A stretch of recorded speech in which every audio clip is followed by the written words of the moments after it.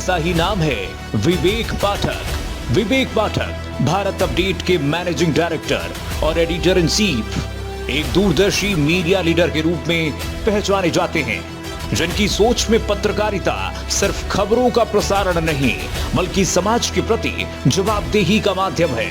वर्षों के अनुभव और मजबूत संपादकीय दृष्टि के साथ उन्होंने मीडिया जगत में अपनी विशिष्ट पहचान बनाई है। समाचार की गहराइयां, प्रस्तुति की सटीकता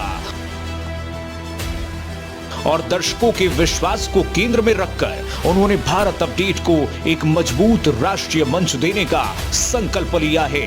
उनके नेतृत्व में भारत अपडेट तेज, निष्पक्ष और विश्वसनीय पत्रकारिता की नई परिभाषा गढ़ रहा है। उनकी रणनीति स्पष्ट है, हर खबर तथ्यपरक हो, हर प्रस्तुति प्रभावशाली हो और हर दर्शक को मिले सच का भरोसा।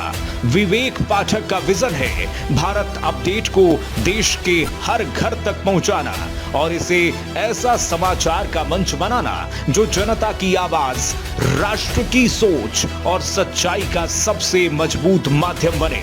उनकी अगुवाई में भारत अपडेट सिर्फ एक चैनल नहीं बल्कि भरोसे, निष्पक्षता और नई पत्रकारिता का प्रतीक बन रहा है। खबरों की दुनिया में भारत अपडेट न्यूज चैनल की धमाकेदार एंट्री। आपका अपना चैनल भारत अपडेट अब आप देख सकते हैं टाटा प्ले के चैनल नंबर 574 और जियो टीवी के चैनल नंबर 2070 पर 24 घंटे 7 दिन।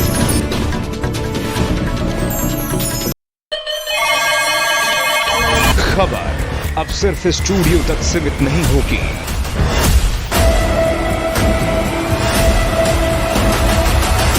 खबर अब शहर, हर गली और हर जमीन से होगी। अब देश देखेगा सबसे तेज, सबसे बड़ा नेटवर्क। दिल्ली से लेकर पूर्वांचल तक, पश्चिमी यूपी से लेकर पहाड़ों तक, हर खबर अब सीधे ग्राउंड जीरो से। मैं लखनऊ से शिव कृपाल मिश्रा, यूपी की राजनीति का केंद्र, हर बड़े फैसले की अंदरूनी खबर। मैं लखनऊ से संजय सिंह, सियासत की हर चाल और हर हलचल, ग्राउंड जीरो से सीधी और बेबाक रिपोर्ट। मैं आगरा से अरुण श्रीवास्तव, इतिहास की नगरी में बदलते हालात, हर खबर सबसे पहले आपके पास। मैं गोरखपुर से रामशंकर यादव, पूर्वांचल की हर बड़ी खबर जमीनी हकीकत के साथ। मैं झांसी से तारिक इकबाल, बुंदेलखंड की धरती से हर मुद्दे की बेबाक रिपोर्ट। मैं नोएडा से निकिता ठकुन्ना, एनसीआर की कॉर्पोरेट और क्राइम की दुनिया, हर अपडेट सबसे तेज। गाजियाबाद से मैं जितेंद्र भाटी, तेजी से बदलते शहर की हर खबर, हर ब्रेकिंग से आपको कराऊंगा रूबरू। मैं रायपुर से सतीश गुप्ता, छत्तीसगढ़ की राजनीति से लेकर जन सरोकार तक, हर खबर पर पैनी नजर। दिल्ली से मैं स्नेह कमल सेठ, राजधानी की सियासत से लेकर सत्ता के गलियारों तक, हर हलचल पर सबसे तेज और सबसे सटीक नजर। देहरादून से मैं स्मिता चौहान, पहाड़ों की शांति हो या फिर सियासी हलचल, हर मुद्दे की गहराई से रिपोर्ट। मैं मेरठ से अभय शर्मा, खेल, क्राइम और सियासत, हर एंगल से पूरी कवरेज। मैं मिर्जापुर से मनीष त्रिपाठी, पूर्वांचल के हर कोने से सच्चाई की गहराई तक। मैं सहारनपुर से आलोक तनेजा, पश्चिम यूपी की हर हलचल सबसे पहले, सबसे आगे। मैं वाराणसी से प्रवीण चौबे, धर्म और विकास की नगरी से हर बड़ी खबर सबसे पहले। अब देश देखेगा, सुनेगा और महसूस करेगा भारत अपडेट। खबरों की दुनिया में भारत अपडेट न्यूज चैनल की धमाकेदार एंट्री। आपका अपना चैनल भारत अपडेट अब आप देख सकते हैं टाटा प्ले के चैनल नंबर 574 और जियो टीवी के चैनल नंबर 2070 पर 24 घंटे 7 दिन। समाचार जगत में सफलता सिर्फ खबरों से नहीं बल्कि मजबूत संचालन और दूरदर्शी नेतृत्व से बनती है। दामिनी महौर भारत अपडेट की डायरेक्टर न्यूज ऑपरेशंस, जो हर दिन चैनल की रफ्तार को नई दिशा देती हैं। न्यूज ऑपरेशंस की हर बारीकी पर उनकी गहरी पकड़ और निर्णयों में उनकी सटीकता भारत अपडेट को विश्वसनीयता की नई ऊंचाइयों तक ले जा रही हैं। समन्वय, अनुशासन और नेतृत्व, इन तीनों का अद्भुत संगम है दामिनी महौर। उनकी कार्यशैली सिर्फ प्रबंधन नहीं बल्कि पूरी टीम के लिए प्रेरणा है। आज भारत अपडेट की सफलता में उनकी मेहनत, दूरदृष्टि और समर्पण की मजबूत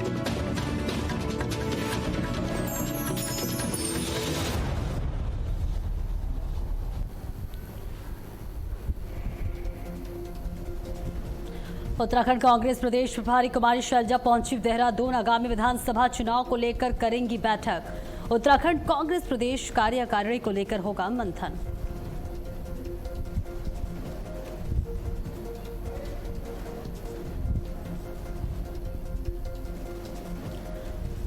बीजेपी अध्यक्ष नितिन नवीन के मसूरी दौरे पर बीजेपी ने कांग्रेस पर साधा निशाना। कहा, बीजेपी नेता जनता और कार्यकर्ताओं से संवाद करते हैं जबकि कांग्रेस इस तरह का व्यवहार नहीं करती। अपर मुख्य निर्वाचन अधिकारी ने की प्रेस कॉन्फ्रेंस। राज्य में चल रही एसआईआर प्रक्रिया को लेकर दी जानकारी। 6 जनपद में 99% से अधिक हुआ काम। ऋषिकेश के साई घाट पर डूबा एक युवक। एसडीआरएफ की टीम ने शुरू किया सर्च अभियान। साई घाट पर युवक की तलाश जारी।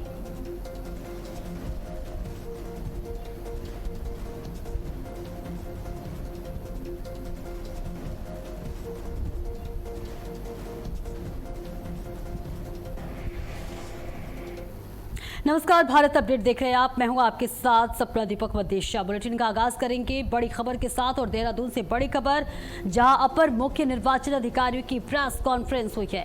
राज्य में चल रही एसआईआर प्रक्रिया को लेकर जानकारी दी।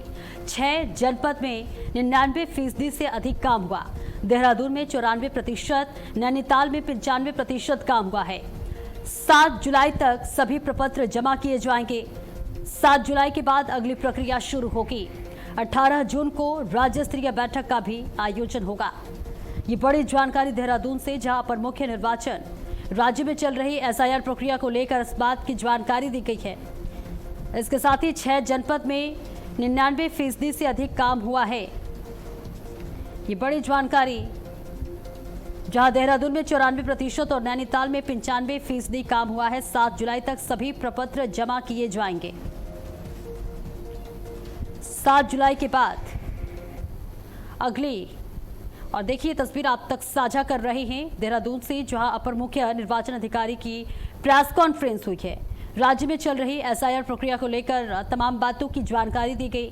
6 जनपद में 99% से अधिक काम हुआ है और देहरादून में 94%, नैनीताल में 95% काम हुआ है। 7 जुलाई तक सभी प्रपत्र जमा किए जाएंगे और 7 जुलाई के बाद अगली प्रक्रिया शुरू होगी। और उत्तराखंड कांग्रेस की प्रदेश प्रभारी कुमारी शैलजा देहरादून पहुंची। उनका ये 2 दिवसीय दौरा है, जिसमें वे 17 और 18 जून तक उत्तराखंड में ही रहेंगी। इस दौरान वे आगामी विधानसभा चुनाव को लेकर पार्टी नेताओं के साथ अहम बैठकें करेंगी। प्रदेश कार्यकारिणी को लेकर भी मंथन किया जाएगा और संगठन को मजबूत करने पर चर्चा होगी। जौलीग्रांट में उनके स्वागत के समय कांग्रेस नेता गणेश गोदियाल और यशपाल आर्य मौजूद रहे। पार्टी से इस दौरे को चुनावी तैयारियों के लिहाज से काफी महत्वपूर्ण मान रही है। तो तस्वीर आप तक साझा कर रहे हैं। आगामी विधानसभा चुनाव को लेकर तमाम पार्टियां अपनी अपनी तैयारी कर रही हैं। इस बीच उत्तराखंड कांग्रेस प्रदेश कार्यकारिणी को लेकर भी मंथन चिंतन किया जा रहा है। उत्तराखंड कांग्रेस प्रदेश प्रभारी देहरादून पहुंची, जहां उनका भव्य स्वागत किया गया। कुमारी शैलजा का 2 दिवसीय उत्तराखंड दौरा है। ऐसे में 17 और 18 जून तक वो उत्तराखंड में ही रहेंगी। इसके साथ ही इस दौरान वे आगामी विधानसभा चुनाव को लेकर पार्टी नेताओं के साथ अहम बैठक करेंगी। प्रदेश कार्यकारिणी को लेकर भी मंथन किया जाएगा और संगठन को मजबूत करने पर चर्चा होगी। जौलीग्रांट में उनके स्वागत के समय कांग्रेस नेता गणेश गोदियाल और यशपाल आर्य भी मौजूद रहे। पार्टी इस दौरे को चुनावी तैयारियों के लिहाज से बेहद महत्वपूर्ण मान रही है। तो आगामी विधानसभा चुनाव के लिए तैयारी इस वक्त जोरों शोरों पर है। उत्तराखंड कांग्रेस प्रदेश प्रभारी पहुंची देहरादून, जहां 17 और 18 जून को वो उत्तराखंड में ही रहेंगी।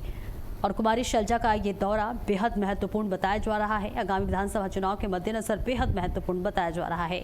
उत्तराखंड कांग्रेस प्रदेश कार्यकारिणी को लेकर मंथन चिंतन किया जा रहा है, जहां उत्तराखंड कांग्रेस प्रदेश प्रभारी देहरादून पहुंची हुई हैं। 17 और 18 जून को वो उत्तराखंड में ही रहेंगी। तो आगामी विधानसभा चुनाव को लेकर लगातार तैयारियां जोरों शोरों पर है। कांग्रेस चिंतन मंथन करते हुए नजर आ रही है।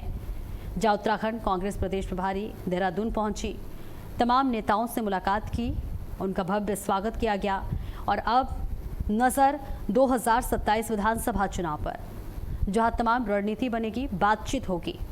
और ये तस्वीर आप तक साझा कर रहे हैं जहां उत्तराखंड कांग्रेस प्रदेश कार्यकारिणी को लेकर मंथन किया जा रहा है, जिसके अंतर्गत उत्तराखंड कांग्रेस प्रदेश प्रभारी देहरादून पहुंची हुई है और 17 और 18 जून को वो देहरादून में ही रुकेंगी।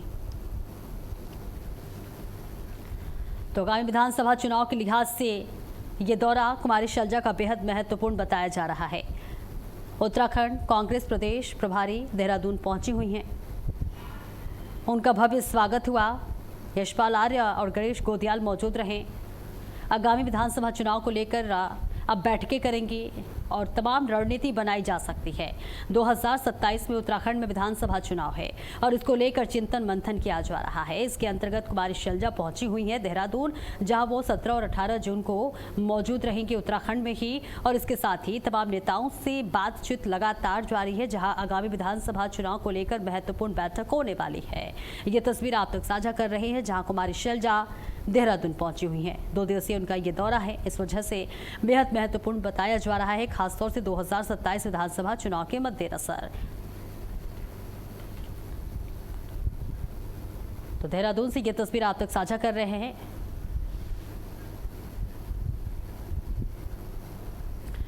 और चलिए आगे बढ़ते हैं। बीजेपी के राष्ट्रीय अध्यक्ष नितिन नवीन के मसूरी दौरे को लेकर बीजेपी प्रदेश प्रवक्ता मथुरा दत्त जोशी ने कांग्रेस पर निशाना साधा है। उन्होंने कहा कि नितिन नवीन अपने परिवार के साथ निजी यात्रा पर मसूरी आए थे, लेकिन इसके बावजूद उन्होंने स्थानीय कार्यकर्ताओं से मुलाकात कर उनका उत्साह बढ़ाया। मंत्री ने कहा कि ये पूरी तरह निजी और पारिवारिक कार्यक्रम था, इसलिए इसका राजनीतिक प्रचार नहीं किया गया। उन्होंने कहा कि बीजेपी में नेता अपने व्यस्त समय में भी कार्यकर्ताओं से जुड़ते हैं, जो पार्टी की कार्यकर्ता आधारित संस्कृति को दिखाता है। साथ ही उन्होंने कांग्रेस पर तंज कसते हुए कहा कि बीजेपी नेता जनता और कार्यकर्ताओं से संवाद करते हैं, जबकि कांग्रेस इस तरह का कोई भी व्यवहार नहीं करती है। तो बीजेपी अध्यक्ष के मसूरी दौरे पर बड़ा बयान सामने आया है। निजी दौरे के दौरान कार्यकर्ताओं से नितिन नवीन ने मुलाकात की। मथुरा दत्त जोशी ने कांग्रेस पर जमकर निशाना साधा। तो मसूरी से ये तस्वीर आप तक साझा कर रहे हैं, जहां आपको बता दें नितिन नवीन अपने परिवार के साथ निजी यात्रा पर मसूरी आए थे, लेकिन इसके बावजूद भी उन्होंने स्थानीय कार्यकर्ताओं से मुलाकात की, उनका उत्साह बढ़ाया। मंत्री ने कहा कि ये पूरी तरह से निजी और पारिवारिक कार्यक्रम था, इसलिए इसका राजनीतिक प्रचार नहीं किया जाना चाहिए। उन्होंने कहा कि बीजेपी में नेता और अपने व्यस्त समय में भी कार्यकर्ताओं से जुड़ते हैं, जो कि पार्टी की कार्यकर्ता आधारित संस्कृति को दिखाता है। साथ ही उन्होंने कांग्रेस पर भी तंज कसा और तंज कसते हुए कहा कि बीजेपी नेता जनता और कार्यकर्ताओं से संवाद करते रहते हैं, जबकि कांग्रेस इस तरह का व्यवहार नहीं करती है।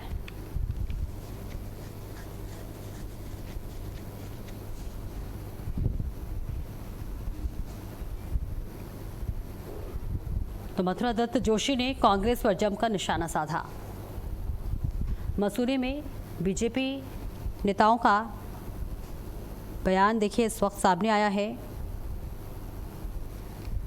जहां निजी दौरे के दौरान कार्यकर्ताओं से नितिन नवीन मुलाकात करते हुए नजर आए। हालांकि उनका ये निजी तौर पर दौरा था, लेकिन इसके बाद भी उन्होंने स्थानीय कार्यकर्ताओं से मुलाकात की।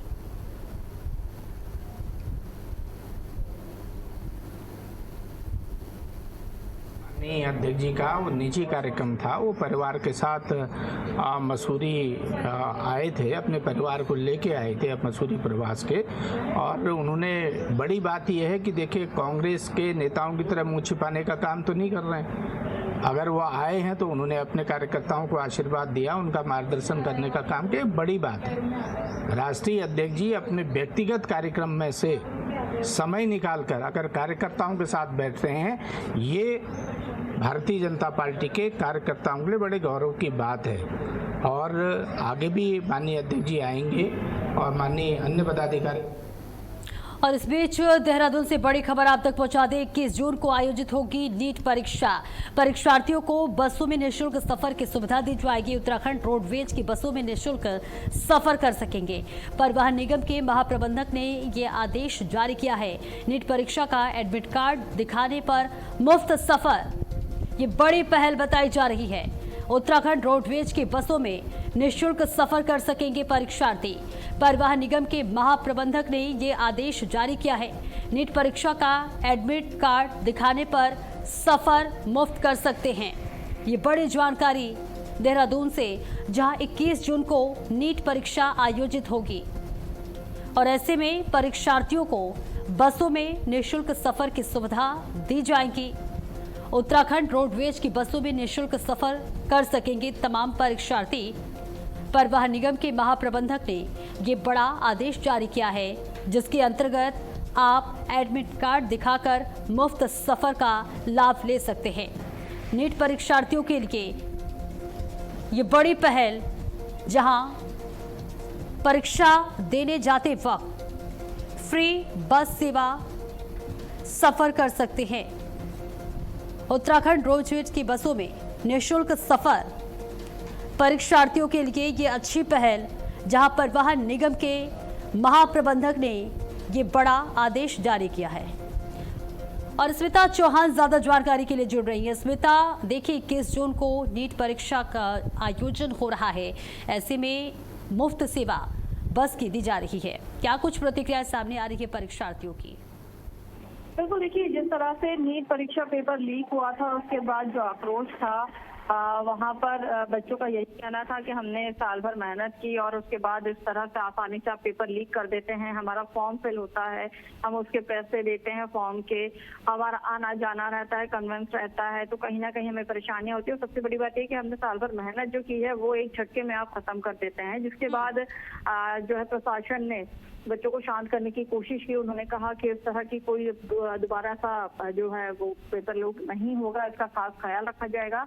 दोबारा से पेपर होगा 21 जून को और उससे लोग की तैयारियां जो है वो पुख्ता कर दी गई हैं। साथ में ये भी उसी वक्त आदेश जारी कर दिए गए थे कि जो भी बच्चे हैं उनके आने के लिए, उनका जो सेंटर रहेगा, उनको सेंटर तक पहुंचने के लिए अपनी तरफ से कोई कन्वेंस नहीं देना पड़ेगा। सरकार उनके लिए कन्वेंस जो है वो मुहैया कराएगी। साथ ही एडमिशन के लिए आपको ऊपर से कोई भी खर्चा नहीं देना है।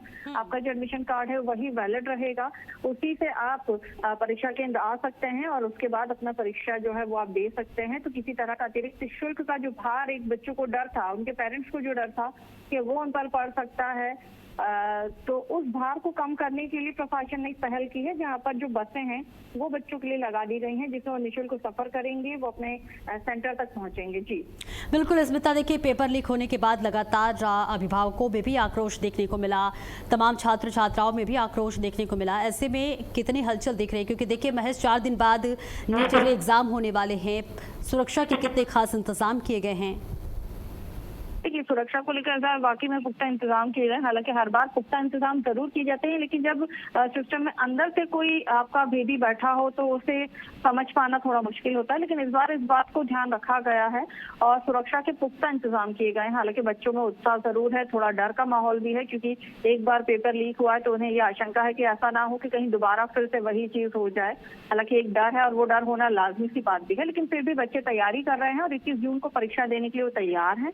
उसकी तैयारियां उन्होंने पूरी कर ली है। साथ ही आपको बता दें सेंटरों पर जो है वो ड्रोन से निगरानी की जाएगी। इस बार अतिरिक्त पुलिस बल जो है वो तैनात किया जाएगा। साथ ही जब बच्चे पेपर के लिए आएंगे तो वहां पर उनका सिर्फ उन्हें अंदर जो परमिशन है वो सिर्फ एडमिशन कार्ड और पेन, पेपर, पेंसिल ले जाने की। इसके अलावा कोई भी अतिरिक्त सामान, चाहे वो मोबाइल हो या वो कोई भी और दूसरी चीज हो, कुछ भी ले जाने की परमिशन नहीं दी गई है। यहाँ तक कि स्लीपर्स तक जो है उनके बाहर उतारवा दिए जाएंगे। तो इस तरह के पुख्ता इंतजाम किए गए हैं। ड्रोन से लगातार निगरानी की जाएगी। फ्लाइंग स्क्वाड जो है वो वहाँ तैनात रहेगी और जहाँ पे जो सेंटर्स अति संवेदनशील माने जा रहे हैं, यहाँ पर गड़बड़ी हो सकती है, वहाँ पर और ज्यादा जो है सुरक्षा को कड़ा कर दिया गया है। जी देखा था जब तस्वीरें सामने आई थी, पेपर लीक हुआ था, उस दौरान छात्र छात्राओं से ज्यादा परेशान उनके अभिभावक दिखे थे। ऐसे में अभिभावकों की क्या कुछ प्रतिक्रिया सामने आ रही है? इसमें तो आप सुन पा रही हैं हमें? मैं आपको सुन पा रही हूँ। मेरी आवाज आ रही है आप तक? बिल्कुल बिल्कुल आ रही है। आपने सवाल सुना? जी देखिए, अभिभावकों का जो डर है वो लाजमी सी बात है, क्योंकि उनके बच्चे साल भर मेहनत करते हैं, दिन रात एक करते हैं, परीक्षा पास करने के लिए पूरी जी जान लगा देते हैं। तो जिस तरह से पेपर लीक होता है एक झटके में, तो उनको कहीं ना कहीं वो डर जरूर सता रहा है। लेकिन प्रशासन ने आश्वासन दिया है और उसी आश्वासन पर वो है कि इस बार उम्मीद है कि पेपर लीक नहीं होगा, और वो अपने बच्चों के साथ में जो है उनकी मेहनत में साथ दे रहे हैं और उनके साथ लगे हुए हैं। जी बिल्कुल, बहुत बहुत शुक्रिया स्मिता आपका इस महत्वपूर्ण जानकारी के लिए।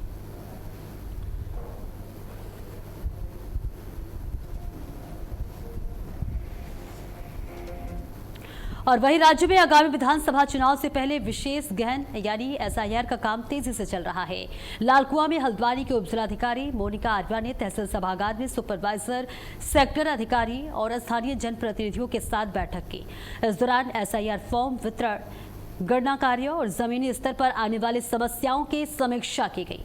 अधिकारियों ने बताया कि फॉर्म घर घर पहुंचाए जा रहे हैं और लोगों की जानकारी को एकत्र कर डिजिटल रूप से अपडेट किया जा रहा है। एसडीएम ने कहा कि ये काम युद्ध स्तर पर किया जा रहा है ताकि सभी जरूरी जानकारी सही तरीके से दर्ज हो सके। स्थानीय जनप्रतिनिधियों ने भी पूरा सहयोग देने का आश्वासन दिया है।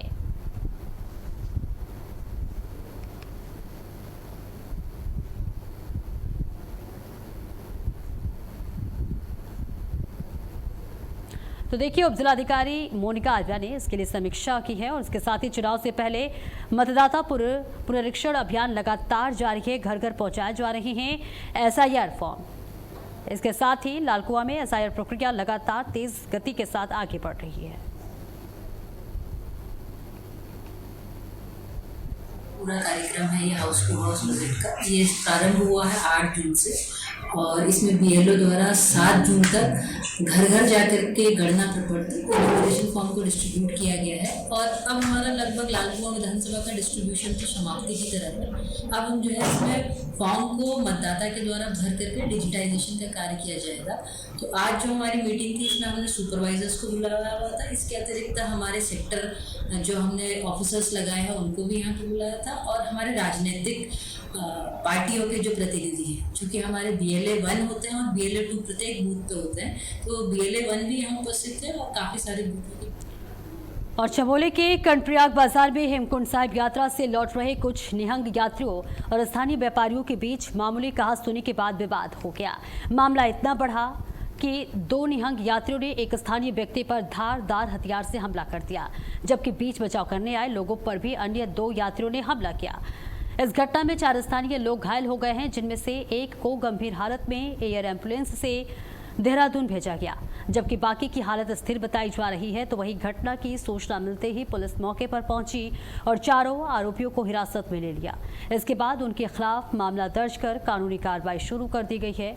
घटना के बाद कुछ समय के लिए राष्ट्रीय राजमार्ग बाधित हो गया था, जिसे प्रशासन और पुलिस की मदद से फिर से चालू कर दिया गया है।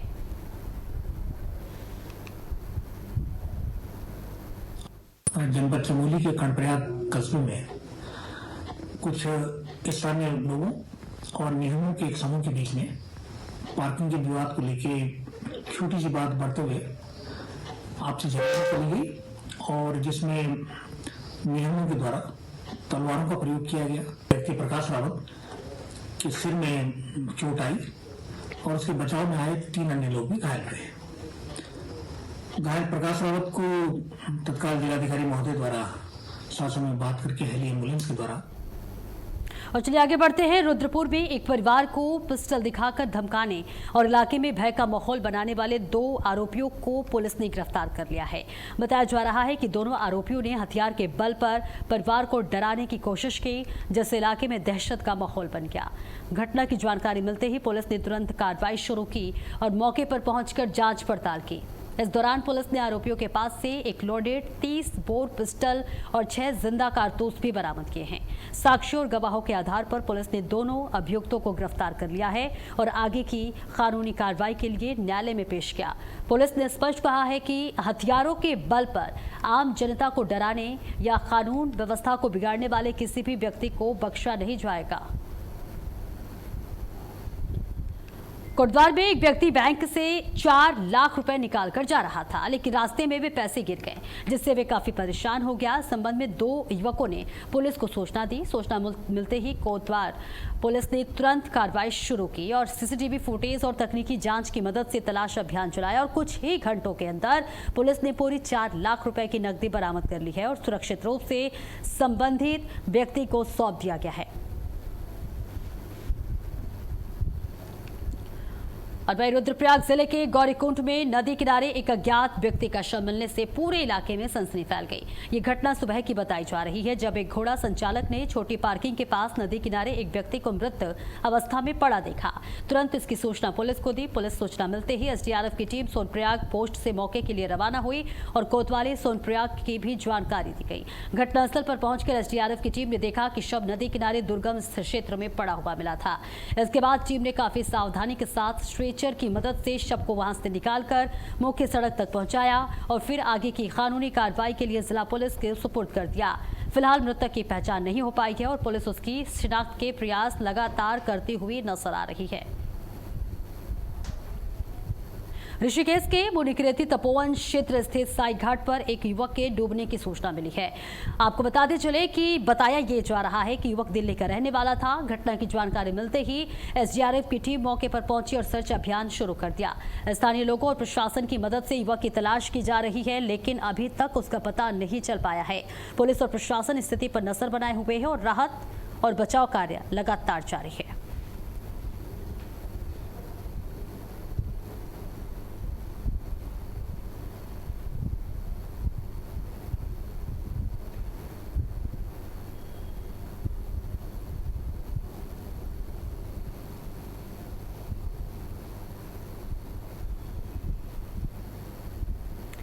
तो देखिए, ऋषिकेश के साई घाट पर एक युवक डूब गया, जिसके बाद लगातार सर्च ऑपरेशन इस वक्त जारी है। एसडीआरएफ की टीम लगातार सर्च अभियान चला रही है। मुनिकृति तपोवन क्षेत्र में ये बड़ा हादसा हुआ है, जिसकी तस्वीर हम आप तक साझा कर रहे हैं। बताया जा रहा है कि साई घाट पर युवक की तलाश लगातार की जा रही है। ऋषिकेश के साई घाट पर एक युवक डूब गया। एसडीआरएफ की टीम लगातार सर्च अभियान चला रही है। और संजय पुंडेर ज्यादा जानकारी के लिए हमारे साथ जुड़ रहे हैं। संजय, ऋषिकेश के मुनिकृति तपोवन क्षेत्र में साई घाट पर एक युवक की डूबने की सूचना मिल रही है, क्या कुछ जानकारी अब तक आई है? क्या लगता है कितनी देरी में उसके शव को बरामद कर लिया जाएगा? निश्चित तौर पर लगातार हम देख रहे हैं कि देश के अलग अलग हिस्सों से जो लोग हैं वो कहीं ना कहीं उत्तराखंड का रुख कर रहे हैं, जो कहीं ना कहीं गर्मी से राहत पाने के लिए गंगा नदी में स्नान भी कर रहे हैं। ताजा मामला ऋषिकेश के मुनिकृति थाना क्षेत्र से है, जहां एक युवक स्नान कर रहा था और वहां पर डूब गया। हालांकि सूचना के बाद वहां जो स्थानीय पुलिस थी मौके पर पहुंची, एनडीआरएफ की टीम पहुंची और जो युवक का शव है वो कहीं ना कहीं अब तक बरामद नहीं हुआ है।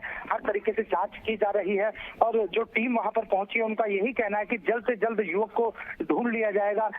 काफी समय इस युवक को हो गया है, तो कहीं ना कहीं अब जो इसका शव बरामद करने की कोशिश की जा रही है, लेकिन लोगों को समझना होगा, समझना होगा, क्योंकि जो खतरे वाले घाट है वहाँ किसी भी तरह की ऐसी सुरक्षा नहीं है। वहाँ जान जोखिम में डालकर जो युवा होते हैं वो कहीं ना कहीं मौत की छलांग लगा रहे हैं।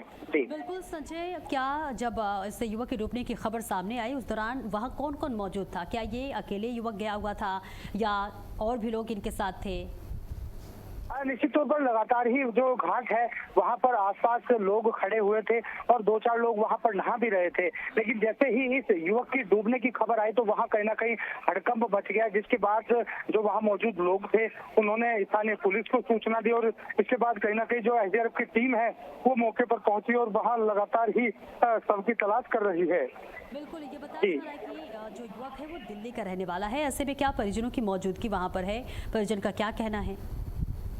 बिल्कुल, जो युवक था वो दिल्ली का रहने वाला था और कहीं ना कहीं उत्तराखंड घूमने के लिए आया था और जिससे इससे पहले हमने बताया है आपको कि कहीं ना कहीं जो देश के अलग अलग हिस्से हैं वहाँ के जो युवा हैं, पर्यटक हैं, वो कहीं ना कहीं उत्तराखंड का रुख कर रहे हैं। तो ये डूबने वाला युवक भी दिल्ली का ही रहने वाला था। अभी जो इसके परिजन है उनको सूचना दे दी गई है, वो भी जल्द पुलिस से संपर्क कर रहे हैं। लेकिन सबसे बड़ी बात यह है कि प्रशासन और जो एसडीआरएफ की टीम है इसे कब तक ढूंढ पाती है और कब तक इसका पता लग पाता है। बिल्कुल, आप नजर बनाए रखिए। बहुत बहुत शुक्रिया आपका संजय इस महत्वपूर्ण जानकारी के लिए।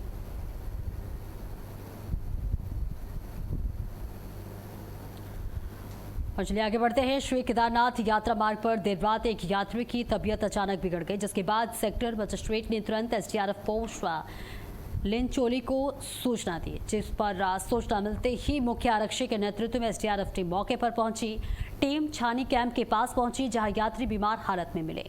एसडीआरएफ टीम ने उन्हें तुरंत प्राथमिक उपचार और सुरक्षित रूप से बड़ी लिंचोली अस्पताल पहुंचाया, जहां उन्हें भर्ती कर लिया गया और समय पर ही की गई कार्रवाई से यात्री की जान बचाई जा सकी।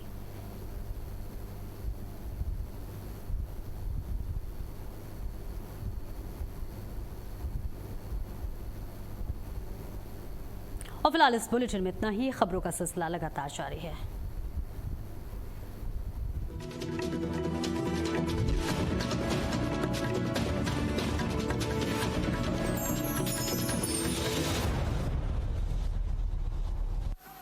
समाचार जगत में सफलता सिर्फ खबरों से नहीं, बल्कि मजबूत संचालन और दूरदर्शी नेतृत्व से बनती है। दामिनी महौर, भारत अपडेट की डायरेक्टर न्यूज ऑपरेशंस, जो हर दिन चैनल की रफ्तार को नई दिशा देती हैं। न्यूज ऑपरेशंस की हर बारीकी पर उनकी गहरी पकड़ और निर्णयों में उनकी सटीकता भारत अपडेट को विश्वसनीयता की नई ऊंचाइयों तक ले जा रही हैं। समन्वय, अनुशासन और नेतृत्व, इन तीनों का अद्भुत संगम है दामिनी महौर।